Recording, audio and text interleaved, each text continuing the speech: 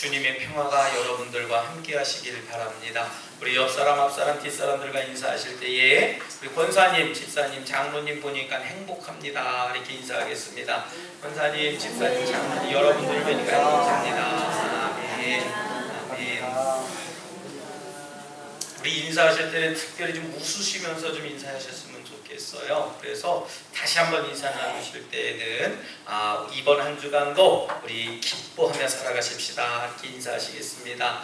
이번 한 주간도 우리 기뻐하시며 살아가십시다. 아멘. 아멘. 감사합니다. 여러분들 웃음이 끊임없이 나타나야 여러분들 삶 가운데 즐거움이 넘쳐나는 겁니다. 우리 옹진지방에서 이렇게 제가 어떻게 하다 보니까 웃음이 트렌드 마크예요. 그래서 이번 연합성회 중에도 어떤 장로님이 이렇게 오셔서 저에게 목사님 웃음소리 한번 들려주세요. 그렇게 얘기를 하더라고요. 그래서 아니 목사가 하나님 말씀 들려줘야지 웃음소리만 들려주면 어떡합니까? 그렇게 얘기를 해요. 그래서 제가 가만히 되돌아보면서 내가 잘못하지는 않았나 보다 생각이 좀 듭니다. 나중에는 맨 마지막 날에는 마이크를 이렇게 대주시면서 저에게 목사님 웃음 그렇게 이야기를 한번 크게 웃어줬더니 많은 사람들이 웃음을 웃고 이제 집으로 돌아가는 시간이 됐는데 되돌아보니까 우리 교회에서 제가 여러분들에게 많은 웃음을 못 준 것 같아요. 참 죄송한 마음을 가지고 있는데 어쨌든 여러분들과 함께 웃으면서 신앙생활하고 웃으면서 행복하게 믿음을 가지시길 주님의 이름으로 부탁드리겠습니다. 오늘 말씀을 통해서 저와 여러분들이 예수님께서 이제 가르쳐 주시는 여러 가지 교훈들이 있는데 그 중에 오늘 본문의 말씀 여러분들도 아시는 그런 이야기일 겁니다. 하지만 이 말씀을 통해서 저는 온전함이 도대체 무엇인가, 온전함이 과연 어떤 마음인가 라고 하는 것을 좀 깨달아 보길 원합니다. 사람들마다 각자의 마음속에 온전하고자 하는 그런 이상적인 이상이 있게 마련입니다. 최고의 도덕적인 삶으로 살아가기를 원하고 종교적으로나 또 윤리적으로나 온전하고자 하는 것이 사실상 온전했다고 하는 사람도 없고요. 앞으로 온전해지는 사람도 없다는 것을 알게 됩니다. 그럼에도 불구하고 우리는 어떻게 살아갑니까? 이 온전하다, 온전이라고 하는 것을 계속해서 버릴 수 없는 그런 존재적인 삶을 살아가고 있는 것이 사실입니다. 우리가 때때로 부족한 삶을 살아갈 때에 우리는 인간이기 때문에 그렇다라고 하는 그런 변명을 해보기도 하고요. 또 약하기 때문에 그럴 수 없지 않냐, 때때로는 환경이 그러니까, 내 삶이 그러니까 하는 그런 여러 가지 한숨 섞인 그런 모습들로 우리들 많은 삶 속에 변명으로 일축해버리는 경우가 참 많이 있습니다. 결론적으로 말씀드리면요, 완전하기까지는 결코 평안함이 없다라고 하는 거예요. 그런데 우리 사람이 완전해질 수 있느냐, 과연 그것이 관건적인 문제거든요. 우리 인간이 하나님 앞에 그렇게 지어졌기 때문입니다. 계속해서 완전을 지향하지만 완전을 이룰 수 없는 우리 존재가 우리 인간들의 존재라고 하는 것이죠. 오늘 본문에서 예수님께서 이야기합니다. 21절 말씀에 네가 온전하고자 할진대 라고 하면서 결론적인 이야기를 나누고 계세요. 오늘 본문을 보면서 저는 성 안토니오라고 하는 사람의 이야기를 여러분들에게 나눠보고 싶습니다. 안토니아라고 하는 사람은 부잣집 아들입니다. 많은 유산을 물려받게 되었어요. 어느 날 성경을 읽는데 오늘 우리가 함께 읽은 본문의 말씀에 이르게 됐습니다. 부자 청년이 하나님께 나왔어, 예수님께 나왔습니다. 그 말씀을 보는 순간 야, 나하고 비슷하다 라고 하면서 성경 말씀을 곱씹으면서 되짚어 읽게 됐어요. 어떻게 해야 영생을 얻습니까? 자기 자신도 가지고 있는 그런 질문이었거든요. 여러분들도 그런 질문 있지 않습니까? 우리가 과연 믿음 생활하는데, 신앙 생활하는데 어떻게 믿어야, 어떤 생활을 해야 영생을 얻을 수 있겠느냐라고 하는 거예요. 그런데 예수님께서는 네 소유를 다 팔아서 가난한 사람들에게 나눠줘라, 그리고 나를 따르라. 이 말씀을 들은 청년이 재물이 많기 때문에 근심하고 집으로 돌아갔다라고 얘기합니다. 다시 말씀드리면 영생을 못 얻는다는 말이에요. 재물 때문에 영생을 포기했다는 거예요. 이 본문을 읽고 안토니아라고 하는 사람은 자리에서 벌떡 일어났습니다. 이 부자 청년처럼 근심하면서 돌아가려고 자리에서 벌떡 일어났습니까? 아니에요. 이 청년은 다 팔아서 가난한 자에게 주리라는 말씀이 어려워서 영생을 얻지 못했고, 그 영생마저도 물질 때문에 포기했지만 나는 그렇게 살지 않겠다 하는 각오가 생긴 거예요. 그리고 일어나서 재산을 다 처분합니다. 다 처분해서 3분의 1은 정말 어렵게 살아가는데 누이 동생에게 나눠주고, 3분의 2는 정말 이름도 없고 일면 인식도 없는 그 가난한 사람들에게 나눠주고, 자신은 산으로 돌아가서 일생을 살았다는 얘기예요. 그 후부터는 이 사람 이름 앞에 성이라고 하는 이름을 붙여서 성 안토니오라고 하는 그런 이름이 되었다는 겁니다.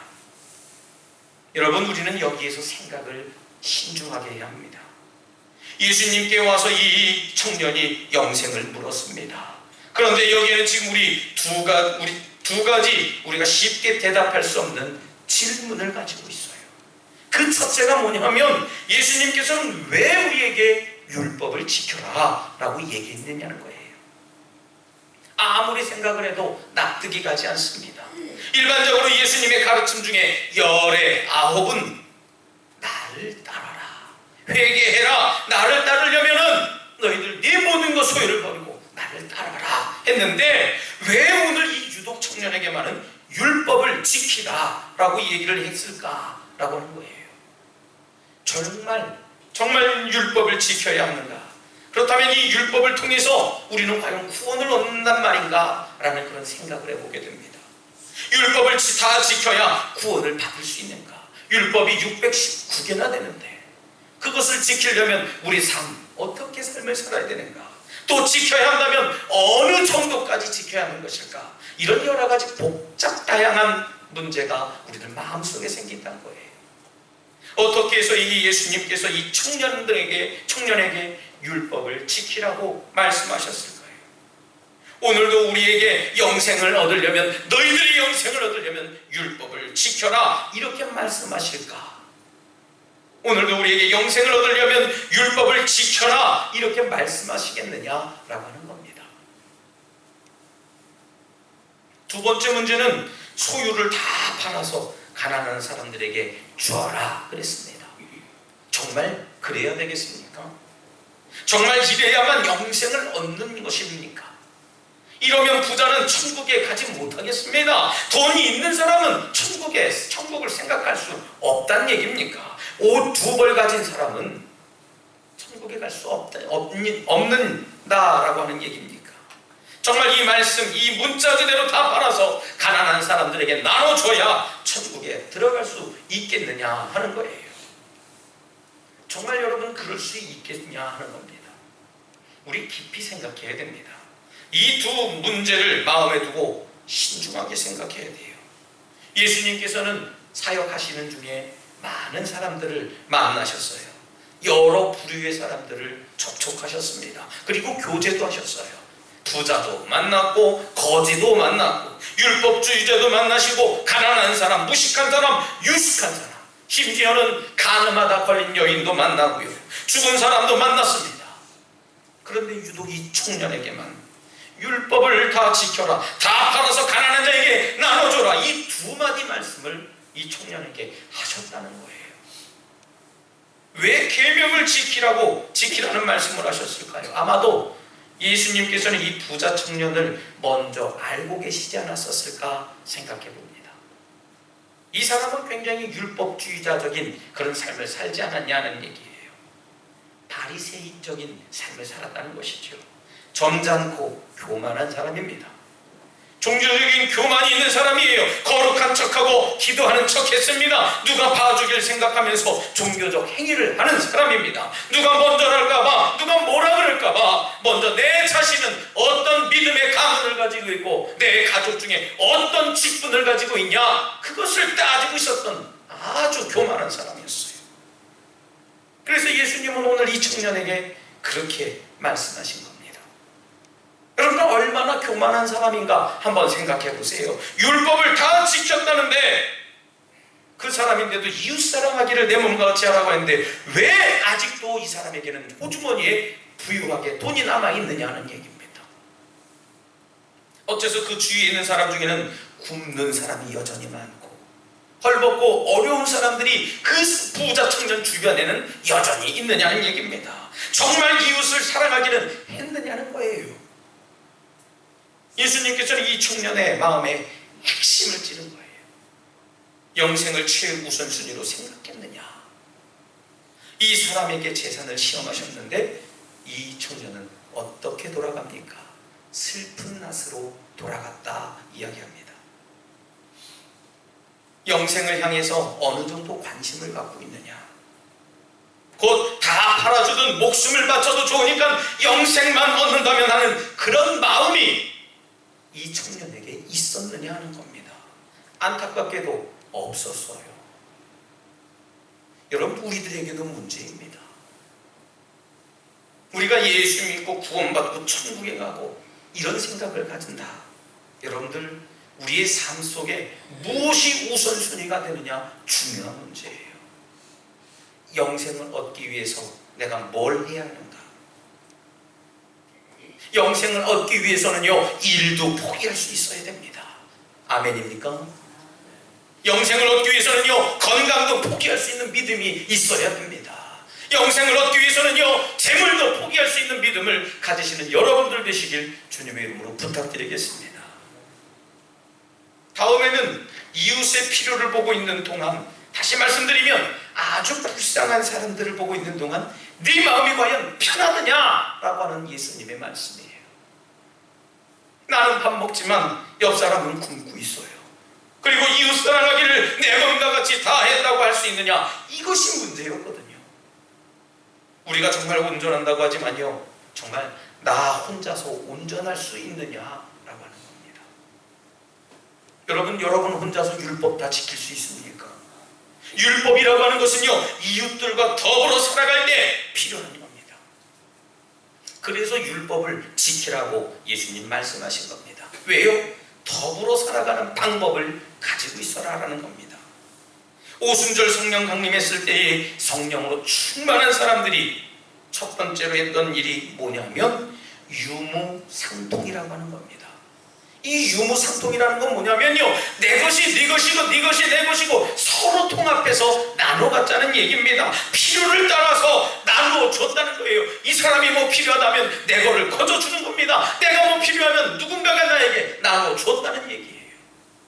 성령 받은 사람들이 행하는 게 그거예요. 내가 이 사람 이거 주면 저 사람 나 이거 주겠지. 내가 이거 나눠주면 나는 뭐 먹고 사나. 이런 계산적인 게 아니라 저 사람이 필요하대 하면 내 것을 아낌없이 나눠주는 거예요. 아멘입니까? 여러분, 그게 초대교회 성령 충만함 받은 사람들의 모습입니다. 오늘날 성령 받은 사람들은 어떻습니까? 나 성령 받아서 너 방언할 줄 알아? 방언 못하면 성령 받은 거 아니야. 대표적으로 얘기해요. 저 사람은 왜 저러지? 나는 믿음이 이만큼인데 왜 믿음이 저렇게 없지? 얘기합니다.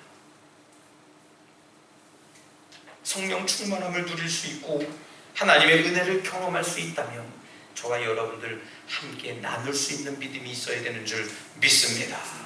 강도 만난 사람이 여리고 길에 누워있을 때에도요, 제사장이 먼저 지나갑니다.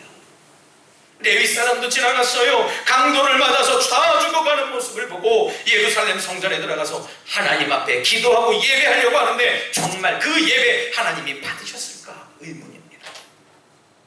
정말 그 마음에 평안을 찾으며 하나님께 기도하게 되었을까요? 어떻게 강도당한 사람이 쓰러져 있는 것을, 그 모습을 보고 그냥 지나쳐서 하나님 앞에 가서 무슨 예배를 드리겠다고 하는 것입니까? 무슨 율법을 지키겠다 이야기하는 것입니까? 바로 예수님은 이 청년에게 이 말씀을 하고 싶은 거예요. 오늘을 살아가는 저와 여러분들에게도 이 말씀을 하고 계신 겁니다. 네가 정말 영생하고 싶으냐? 여러분들 정말 영생하고 싶으십니까? 가난한 사람을 생각해봐라 하는 겁니다. 그리고 좀 더 나아가서는 내 부정을 요구하는 거예요. 내 자아를 낮추고 죽여라 라고 하는 겁니다. 만약에 이 부자 청년이 주님 앞에 나와서 먼저 그런 이야기를 했더라면, 주님, 저는 남들이 볼 때 어엿한 종교적인 지도자였지만 개인적으로는 생각할 수 없는 그런 죄인입니다, 먼저 그렇게 고백했다면요, 주님께서는 틀림없이 그래, 너 날 따라라, 나의 제자가 되라, 그렇게 말씀하시지 않았을까 생각해 봅니다. 그런데 이 청년은 자기를 부정하고 십자가를 지고 주님을 따르는 마음이 없어요. 그런데 뭐는 하고 싶습니까? 천국엔 가고 싶어요. 예수님께 인정은 받고 싶은 겁니다. 예수님이 명령하는 계명을 따르고 이웃을 내 몸과 같이 사랑하라 하고 나눠주라고 했는데도요, 여전히 이 마음속에는 나는 천국 가고 싶다라고 하는 그런 부푼 꿈은 가지고 있는 거예요. 심지어 가난한 사람을 돌보지도 않으면서 영생은 하고 싶은 겁니다. 사랑하는 우리 성도 여러분, 예수 그리스도를 모시고 예수를 주로 고백하고 예수를 주로 믿기로 주님께 헌신하면 예수의 의를 힘을 입을 때 비로소 온전할 수 있는 줄 믿으시길 바랍니다. 할렐루야. 이것이 바로 온전함이라는 얘기예요. 여러분, 오직 가장 모든 사람 중에서 가장 낮은 위치에서 하나님 앞에 무릎을 꿇게 될 때 그런 사람에게 하나님께서는 은혜의 말씀을 주시는 겁니다. 율법을 지켜라. 그런데 중요한 문제 하나가 걸립니다. 예수님께서는 과연 이 질문에 무슨 대답을 기대하실까? 여러분, 질문이라고 하는 건요, 상대방에게 어떤 대답을 어느 정도 기대하고 있는 겁니다. 수학도 마찬가지예요. 1 더하기 1은 2가 되어야 되는데 3이나 4가 되면 그건 기대에 미치지 못하는 그런 정답이 됩니다. 아마 이런 대답을 할 것이라고 생각하시지 않았을까 생각해봐요. 이 청년에게 율법을 지켜라 이렇게 얘기하셨을 때 예수님 율법이라고요? 그거 도저히 지킬 수 없더라고요.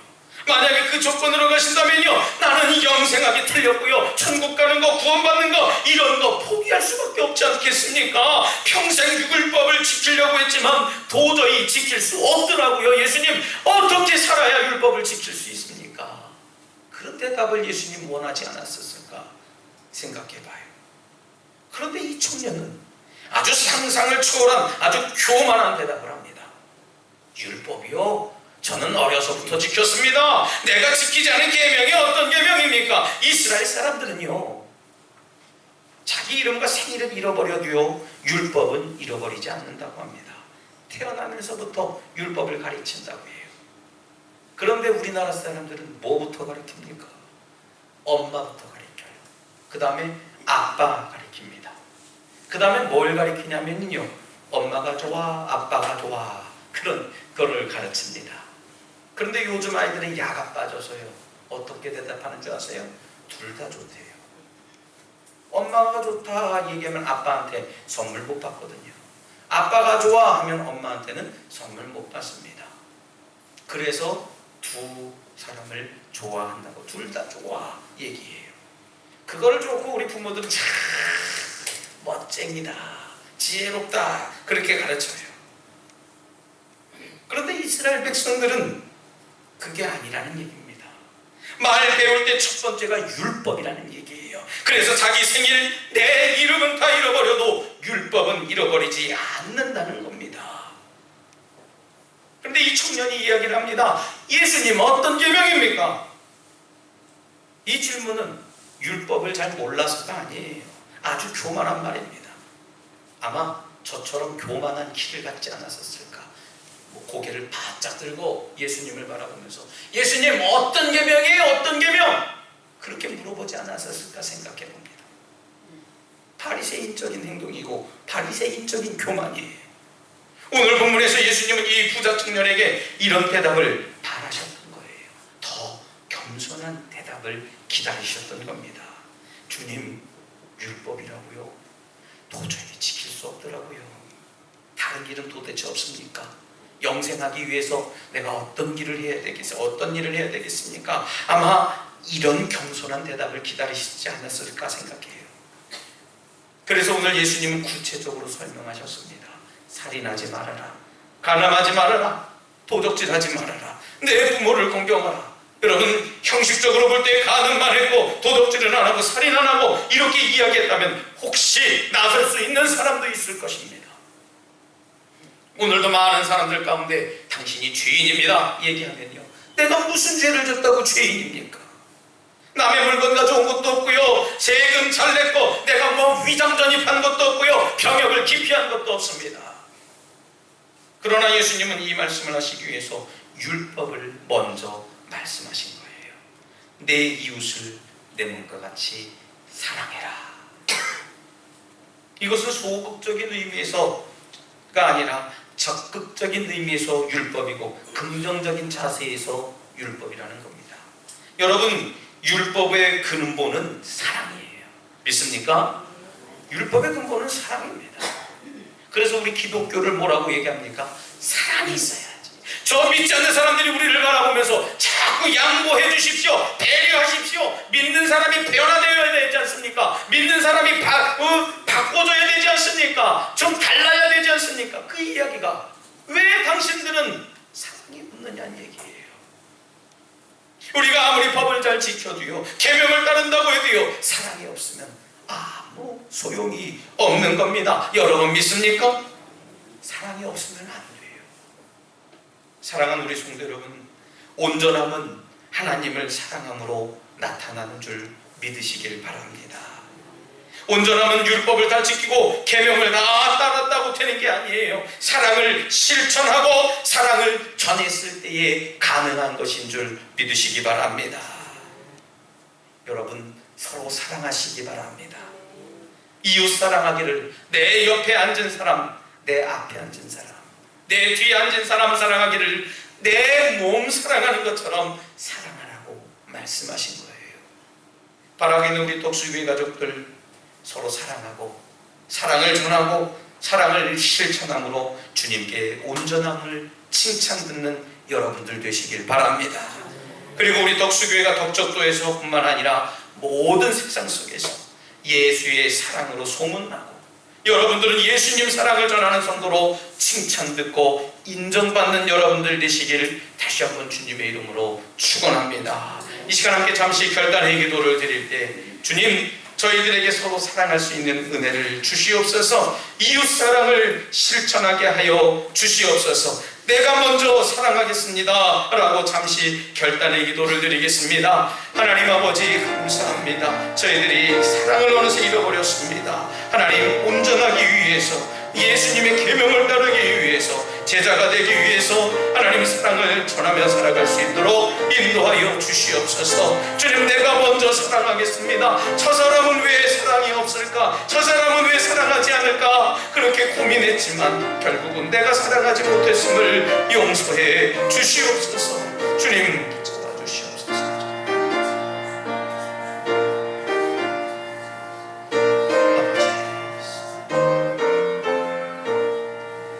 사랑의 하나님, 저희에게 사랑을 주시고 그 사랑을 전하도록 축복하시니 감사합니다. 주님, 지금까지 다른 사람이 나를 사랑해 주기를 바랬고 다른 사람이 이 남들을 사랑해 주기를 원했습니다. 나는 언제나 옳다고 온전했다고 생각하고 그렇게 교만하게 살아왔습니다. 주님, 이런 교만을 용서해 주시옵소서. 이제는 사랑하며 섬기며 살겠습니다. 예수님 이름으로 기도드리옵나이다. 아멘.